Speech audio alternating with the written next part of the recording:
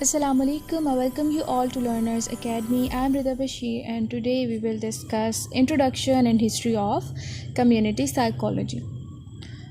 जब clinical psychology different social issues को community issues को डील नहीं कर पाई तो उसके बाद 1960s में कम्युनिटी साइकोलॉजी की फील्ड इमर्ज हुई। बेसिकली कम्युनिटी साइकोलॉजी का फोकस उन सोशल इश्यूज़ या उन सोशल इंस्टीट्यूशंस पे है जो कि डिफरेंट इंडिविजुअल्स, ग्रुप्स और ऑर्गेनाइजेशंस को इन्फ्लुएंस करते हैं। इसके अलावा कम्युनिटी साइकोलॉजी उन तमाम इन्वायरमेंटल फैक्टर्स को अंडरस्टैंड करने में हेल्प करती है जो कि कम्युनिटी मेंबर्स में डिफरेंट साइकोलॉजिकल या मेंटल प्रॉब्लम्स क्रिएट करते हैं। नेक्स्ट आ जाते हैं principles of community psychology. So first principle is causes of problem और what causes problems. So problem कब कॉज होगा? जब इंडिविजुअल, सोशल सेटिंग्स और सिस्टम्स का आपस में इंटरेक्शन होगा, ओवर टाइम वो एक दूसरे के साथ इंटरेक्ट करेंगे तो ऑब्वियसली हमारा जो इन्वायरमेंट या सोशल सेटिंग्स हैं हमारी वो हमें इन्फ्लुएंस करती हैं। वो इन्फ्लुएंस पॉजिटिव भी हो सकता है और नेगेटिव भी हो सकता है। तो जब नेगेटिवली इन्फ्लुएंस करेंगी तो उसका जो रिज़ल्ट होगा या जो उसके कॉन्सिक्वेंसेस होंगे तो वो भी नेगेटिव होंगे। Next is how are problems define. अब प्रॉब्लम को डिफ़ाइन कैसे किया जाता है? तो प्रॉब्लम्स को डिफरेंट लेवल्स पे डिफ़ाइन किया जाता है, बट कम्युनिटी साइकोलॉजी में प्रॉब्लम्स को ऑर्गेनाइजेशन, कम्युनिटी या नेबरहुड लेवल्स पे एनालाइज किया जाता है। और कम्युनिटी साइकोलॉजी का अगर फोकस देखा जाए तो वो प्रॉब्लम्स को ट्रीट करने पे नहीं बल्कि प्रिवेंट करने पे है, क्योंकि प्रॉब्लम्स को ट्रीट क्लिनिकल साइकोलॉजी में किया जाता है, कम्युनिटी साइकोलॉजी में जस्ट प्रॉब्लम्स को प्रिवेंट किया जाता है। अब कम्युनिटी साइकोलॉजी को प्रैक्टिस कहाँ कहाँ किया जाता है? तो क्लिनिक्स में कम्युनिटी साइकोलॉजी को प्रैक्टिस नहीं किया जाता बल्कि डिफरेंट सोशल कॉन्टेक्स्ट्स में कम्युनिटी साइकोलॉजी को प्रैक्टिस किया जाता है। इसके अलावा कम्युनिटी साइकोलॉजी में जस्ट एक इंडिविजुअल की नीड्स पे फोकस नहीं किया जाता बल्कि ऑन द होल एक पॉपुलेशन या कम्युनिटी की नीड्स पे फोकस किया जाता है। अब कम्युनिटी साइकोलॉजी की हिस्ट्री की अगर बात की जाए तो डिफरेंट इवेंट्स थे ऐसे जिन्होंने कम्युनिटी साइकोलॉजी के डेवलपमेंट में कंट्रीब्यूट किया। तो कम्युनिटी साइकोलॉजी का पर्सपेक्टिव अगर देखा जाए तो इसका बहुत यूनिक पर्सपेक्टिव है कि एक इंडिविजुअल को उसके एनवायरमेंटल कॉन्टेक्स्ट के अकॉर्डिंग स्टडी करना या ऑब्ज़र्व करना। तो 1977 में रैपरपोर्ट ने ये सजेस्ट किया कि कम्युनिटी साइकोलॉजी को इन टर्म्स ऑफ पर्सपेक्टिव अगर डिस्कस किया जाए तो ये ज़्यादा बेटर है as compare to its formal definition. Rappaport ने इस पर्सपेक्टिव में बहुत सी चीज़ों के बारे में बात की, लाइक कम्युनिटी साइकोलॉजिस्ट का जो कंसर्न है वो जस्ट स्पेसिफिक एनवायरनमेंट्स या पर्सन्स के साथ नहीं होना चाहिए बल्कि उनका कंसर्न या फोकस पर्सन एंड एनवायरनमेंट का जो इंटरेक्शन है या जो कनेक्शन है उनका आपस में उस पे होना चाहिए। सेकेंडली, कम्युनिटी साइकोलॉजी को इंडिविजुअल और एनवायरनमेंट की कॉम्पिटेंसीज़ पे स्ट्रेस करना चाहिए, उनकी डेफिसिट्स पे फोकस नहीं करना चाहिए। इसके अलावा जो कम्युनिटी साइकोलॉजिस्ट हैं वो जस्ट एक सिंगल सोशल नॉर्म या वैल्यू को आइडेंटिफाई नहीं करते, उस पर फोकस नहीं करते बल्कि डाइवर्सिटी पे उनका फोकस होता है, वो डाइवर्सिटी को प्रमोट करते हैं। और रैपरपोर्ट के अकॉर्डिंग ये जो पर्सपेक्टिव हैं ये कम्युनिटी साइकोलॉजी को डिफ़ाइन भी करते हैं।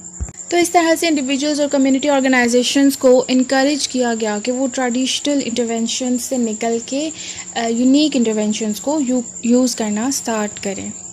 देन 1955 में यूएस कांग्रेस ने एक लेजिस्लेशन पास किया जिसमें कम्युनिटी मेंटल हेल्थ की डेवलपमेंट के बारे में बात की गई थी। उसके बाद 1965 में एक कॉन्फ्रेंस हुई और इस कॉन्फ्रेंस को official birth of community psychology भी कहा जाता है। और फिर इस कॉन्फ्रेंस के बाद अमेरिकन साइकोलॉजिकल एसोसिएशन में भी कम्युनिटी साइकोलॉजी को एज अ डिवीज़न इंक्लूड किया गया था। उसके बाद फिर कम्युनिटी साइकोलॉजी से रिलेटेड डिफरेंट पब्लिकेशंस हुई और डिफरेंट टेक्स्ट बुक्स भी अपीयर हुई। उसके बाद जो मेंटल हॉस्पिटल्स में ट्रीटमेंट फैसिलिटीज़ प्रोवाइड की जाती थी वो प्रॉपरली प्रोवाइड नहीं की जाती थी, या तो बहुत कॉस्टली होती थी या इनएफिशिएंट होती थी। इसके अलावा जो पेशेंट्स को हॉस्पिटलाइज़ किया जाता था वो लॉन्ग ड्यूरेशन के लिए पेशेंट्स को एडमिट किया जाता था और वहाँ पे उनको प्रॉपर ट्रीटमेंट प्रोवाइड नहीं किया जाता था, इनह्यूमेन ट्रीटमेंट प्रोवाइड किया जाता था और मोस्टली पेशेंट्स को मेडिकेशन पे रखा जाता था। तो इस वजह से बेटर कम्युनिटी ट्रीटमेंट और सपोर्टिव सर्विसेज की ज़रूरत महसूस की गई ताकि इफ़ेक्टिव ट्रीटमेंट स्ट्रेटजीज़ बनाई जा सके। उसके बाद फिर पर्सोनल शॉर्टेज आया। दो के बहुत से क्लिनिकल साइकोलॉजिस्ट और साइकियाट्रिस्ट को ट्रेन किया जा रहा था, बट जो डिमांड थी साइकोलॉजिस्ट की या साइकियाट्रिस्ट की वो पूरी नहीं हो रही थी।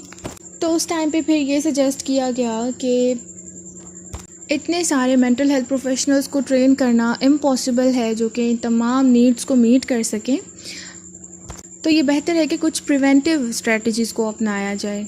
तो उस टाइम पे फिर कम्युनिटी साइकोलॉजिस्ट को प्रमोट किया गया और ये रिकमेंड किया गया कि कम्युनिटी साइकोलॉजिस्ट को भी इस एरिया में ट्रेन करना चाहिए ताकि जो कम्युनिटी लेवल पे जितने भी प्रॉब्लम्स हैं वो उन प्रॉब्लम्स को डील कर सकें। देन 1950s में लोगों ने साइकोथेरेपी की एफिशिएंसी और इफ़ेक्टिवनेस से रिलेटेड आर्ग्यू करना शुरू किया, क्वेश्चनिंग करनी शुरू की।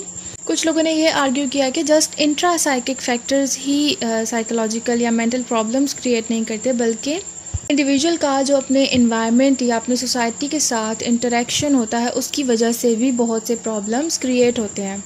और उस टाइम पे क्योंकि बहुत से क्लिनिशियंस और साइकियाट्रिस्ट जो हैं वो प्राइवेट क्लिनिक्स में काम कर रहे थे, तो साइकोथेरेपी उस टाइम पे बहुत ज़्यादा एक्सपेंसिव थी, बहुत से लोग उसको अफोर्ड नहीं कर पा रहे थे। तो उस टाइम पे फिर हॉलिंगशेड और रेडलिच ने ये रेकमेंड किया कि इंडिविजुअल मेंटल इलनेस और सोशल क्लास के दरमियान जो एक रिलेशनशिप है उस रिलेशनशिप को भी अंडरस्टैंड करना चाहिए ताकि उसकी वजह से लोगों की जो भी प्रॉब्लम्स हैं उन प्रॉब्लम्स को एड्रेस किया जा सके। इसके अलावा बहुत से लोगों का ये भी मानना था कि जस्ट इंटरनल बायोलॉजिकल या साइकोलॉजिकल कॉजेज़ नहीं होते किसी भी प्रॉब्लम के, या ट्रीटमेंट के लिए मेडिकल मॉडल्स पे ही रिलाई नहीं करना चाहिए, बल्कि कुछ सोशल कम्युनिटी फैक्टर्स भी होते हैं जो कि प्रॉब्लम में कंट्रीब्यूट कर रहे होते हैं, तो उन फैक्टर्स को भी कंसिडर करना बहुत ज़रूरी है। इसके अलावा जो एक मेजर सोर्स या मेजर फोर्स थी जिसने कम्युनिटी साइकोलॉजी मूवमेंट को शेप किया वो सोशल और एनवायरमेंटल फैक्टर्स की अवेयरनेस या अंडरस्टैंडिंग थी कि किस तरह से डिफरेंट सोशल और एनवायरमेंटल फैक्टर्स के थ्रू एक इंडिविजुअल के बिहेवियर और उसके प्रॉब्लम्स को डिटरमिन किया जा सकता है। Next is concept of prevention. तो बहुत से ऐसे पब्लिक हेल्थ प्रोग्राम्स हैं जिन्होंने प्रिवेंशन के आइडिया पे बहुत ज़्यादा फोकस किया। प्रिवेंशन कॉन्सेप्ट ये है कि इंडिविजुअल ट्रीटमेंट इतनी ज़्यादा इफ़ेक्टिव या एफिशिएंट नहीं होती, बल्कि अगर डिफरेंट प्रिवेंटिव स्ट्रेटजीज़ अपनाई जाएं तो वो ज़्यादा एफिशिएंट और इफ़ेक्टिव होती हैं। जिसके बाद चिल्ड्रन, एडोलेसेंट्स और एडल्ट्स के लिए डिफरेंट प्रिवेंशन प्रोग्राम्स डेवलप किए गए। प्रिवेंशन की 3 टाइप्स डिस्कस की गई हैं, that is primary prevention, secondary prevention and tertiary prevention. Primary prevention means के इलनेस प्रोड्यूस करने से पहले ही हार्मफुल सर्कमस्टेंसेस या फैक्टर्स को आइडेंटिफाई कर लेना। Next is secondary prevention. So secondary prevention में वो तमाम प्रोग्राम्स आ जाते हैं जो कि मेंटल हेल्थ प्रॉब्लम्स की अर्ली आइडेंटिफिकेशन को प्रोमोट करते हैं कि प्रॉब्लम्स को अर्ली स्टेज पे ही डिटेक्ट कर लिया जाए ताकि मेंटल डिसऑर्डर्स डेवलप ना हो सकें।